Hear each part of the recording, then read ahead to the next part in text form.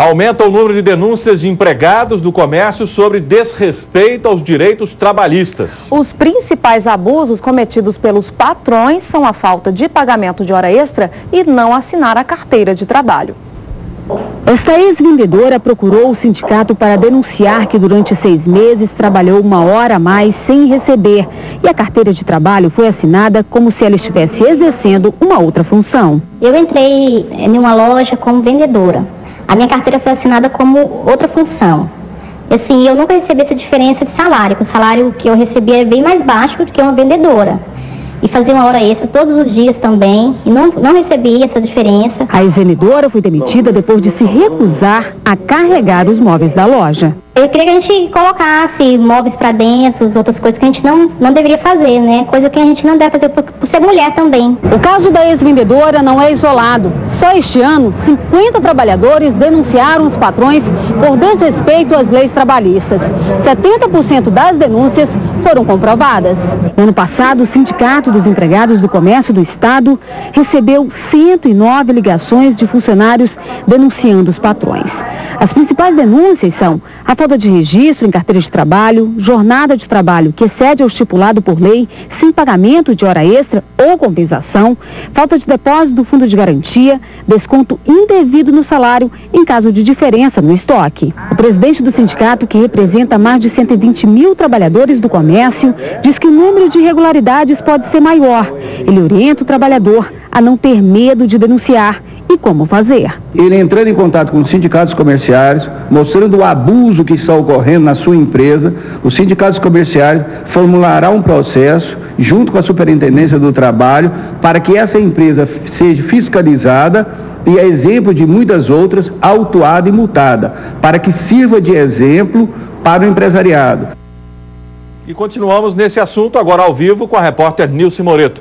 Ô Nilce, parece que o grande problema é confirmar essas denúncias, né? Boa noite.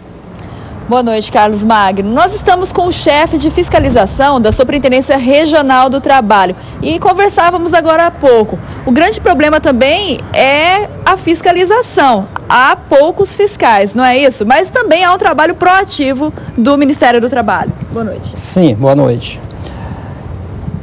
Essas denúncias que são enviadas ao Ministério do Trabalho, normalmente são todas apuradas.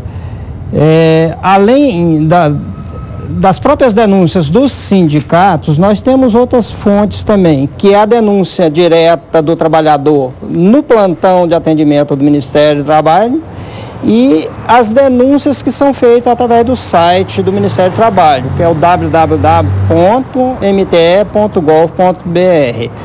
Além do que, na nossa própria programação de fiscalização, normalmente nós verificamos todas essas situações sem que haja nenhum tipo de denúncia. Agora, existe um tempo aí entre a denúncia e a fiscalização? Isso é demorado? É um pouco variado. Nós procuramos dar a maior celeridade possível. Agora, em função da quantidade de auditores, até para atender todo o estado de Goiás, muitas vezes não dá para dar um atendimento imediato. Então, mas no geral, em torno de no máximo 60 dias, a gente tem apurado todas as situações, algumas até de imediato.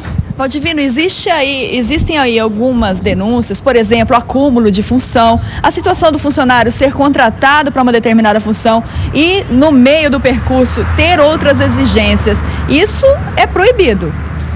Isso legalmente é proibido, mas são situações difíceis de serem detectadas. Muitas vezes, quando a gente chega no estabelecimento, o empregado está ali bonitinho no trabalho dele. Depois que o auditor sai do estabelecimento, muitas vezes ele é chamado a fazer outras atividades. Então fica um pouco complicado de se comprovar esse tipo de denúncia. Já não ocorre o mesmo com as outras situações de anotação de carteira, o recolhimento do FGTS e o excesso de jornada que pode facilmente ser comprovado pela fiscalização em loco. Com a documentação... Perdão, Nilce. Carlos. O trabalhador que faz a denúncia, ele tem algum tipo de amparo, por exemplo? Ele faz a denúncia e perde o emprego. Mas ele tem algum amparo para não perder o emprego? Olha, a questão da denúncia, tanto no Ministério quanto no sindicato, ela é, vamos dizer assim, preservada a identidade do empregado. Então, não se diz jamais, numa fiscalização, que aquilo está sendo verificado em função de denúncia. Então, é bastante observada essa questão da privacidade do empregado. Agora, e se houver a retaliação? Bom, a gente sabe o que acontece. A gente sabe que por alguns meios, até o próprio empregado, às vezes, ele é pressionado pelo empregador e acaba soltando que foi denúncia. E aí ele passa a ser perseguido, né? São situações assim que a fiscalização não tem como resolver. Seria um caso de encaminhamento ao Ministério Público do Trabalho para poder apurar essa situação. Divino, muito obrigada pelas informações. Carlos Magno. Obrigado. A sensação é de que o trabalhador está no mato sem cachorro, né? Porque... se ele faz a denúncia, o empregador manda ele embora, né? E não tem uma medida aí, né, de proteção para que isso não aconteça, né? Ele não tem a garantia de que vai se manter no emprego. E cá entre nós, o desemprego é uma coisa terrível, né? Doída. É difícil. Aí acaba muitas pessoas, muitos trabalhadores ali, tendo que conviver, que trabalhar com o abuso, né? Vai engolindo sapos. Vai engolindo.